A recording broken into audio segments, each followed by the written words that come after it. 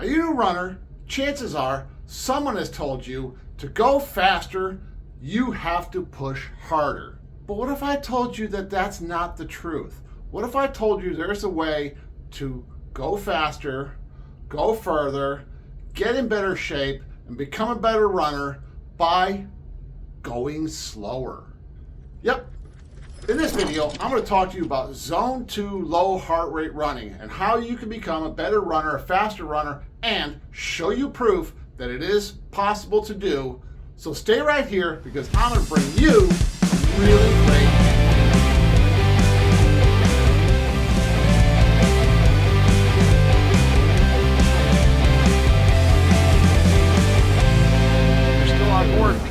to know what low heart rate Zone 2 running is because you heard about the benefits of it.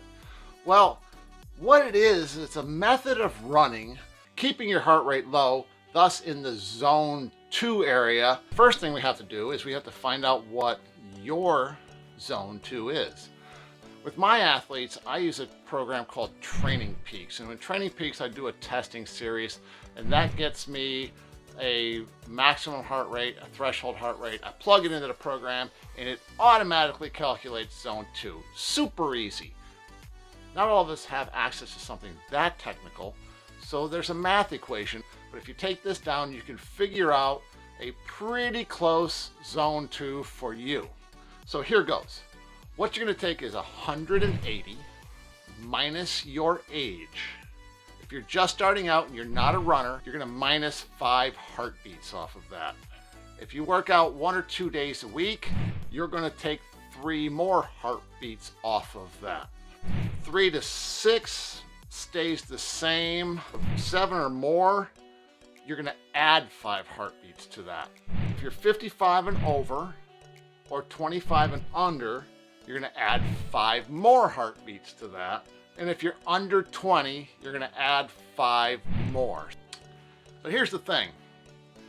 What you're going to do then is you're going to, after you calculate your Zone 2, you're going to now go out and do the run. And you're going to use a method called a run-walk method. And how I treat my athletes is I have them run 1 mile and walk 1 minute. You can use a shorter run and a little longer walk, but you want to keep your heart rate in Zone 2. So you don't want to make your walk so long that you go way down underneath that.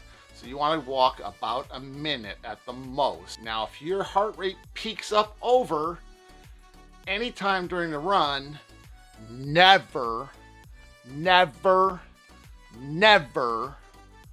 go over. You're going to immediately start to walk. You're going to watch your heart rate on your watch till it comes back into zone, and then you're going to slowly work back up to speed.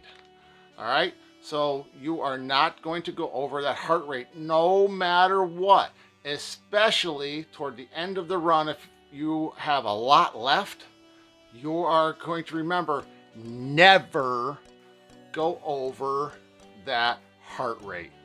If you're a serious runner, get ready to be bored out of your mind. So I've got a couple of ideas on how you can do this and keep within that heart rate.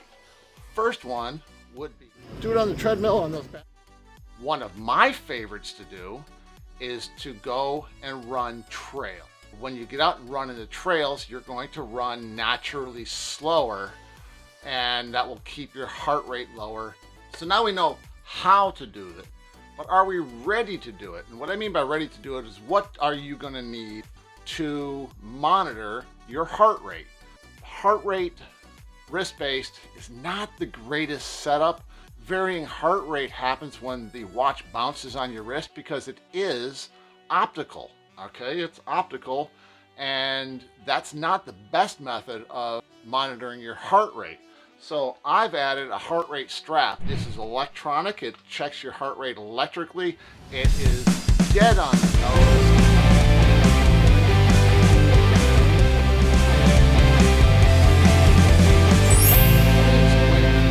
Benefits you get from this style of running. First, you're going to build capillaries in your muscles.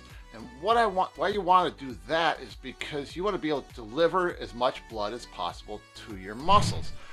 When you do this style of running, you're allowing your capillaries to grow, get stronger, get bigger, and be able to deliver more blood. If you run hard all the time, you're crushing those capillaries, delivering less blood, and your muscles are going to be weaker in the long run. You're going to increase your myoglobin, or the ability to carry more oxygen in your blood to your cells through those capillaries. You're going to increase your glycogen storage. Simplified, you're going to be able to hold more oxygen in your cells. You're going to build slow twitch fiber. So we're going to want to build this slow twitch fiber so that we're able to access that in the race and be able to run longer, because we now have more oxygen in the cells and we're getting more out of it by using our slow twitch fibers. Another thing is you're able to access fat for fuel. If you're out running hard all the time, your body is always going to be wanting to access carbohydrates for fuel. But now we're going to access fat, and we're going to burn fat for fuel by going long, slow, and you'll burn more fat.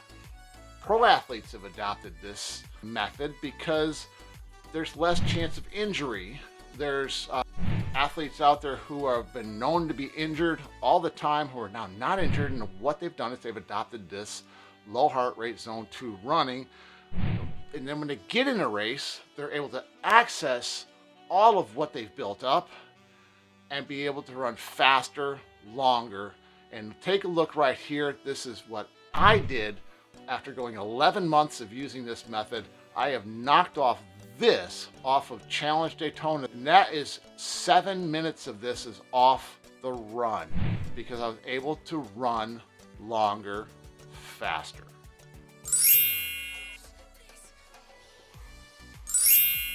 So most of the information I've given you so far is kind of out there. I've grabbed it out of different areas. I've done a lot of study on this. So I'm going to give you my take. Number one part of my take is, if you're out there running hard all the time, you can't work on your run form. You can't think about where your feet are, where they're striking the ground, where your hands are, how you're holding your hands. You can actually, on this walk-run system, work very, very hard on getting the best possible form, because as your form gets better, your speed will go up while maintaining the same heart rate. The second thing of my take is discipline. If you're running a half Ironman, an Ironman, a half marathon, a marathon, even a 10K, you guys have to have race discipline. To do the low heart rate zone 2 running, you have to build discipline. And you will build this discipline. And when you hit that race, as I tell my Ironman athletes, mile 18 of the run is coming. You have to follow the plan. If you follow this plan of low heart rate zone 2 running, you will be trained to follow a plan. Have you gotten value from this video? If you have, drop down below, give me a thumbs up. In the comments, tell me what you've done so far to become faster and get more endurance. Now, if you want to find out the right running shoes for you, check out this video right here. It will give you the instructions on how to find the right running shoe. And if you're interested in triathlon, check out my free triathlon training course. Remember to subscribe. This is Coach John. Boom! I'm out.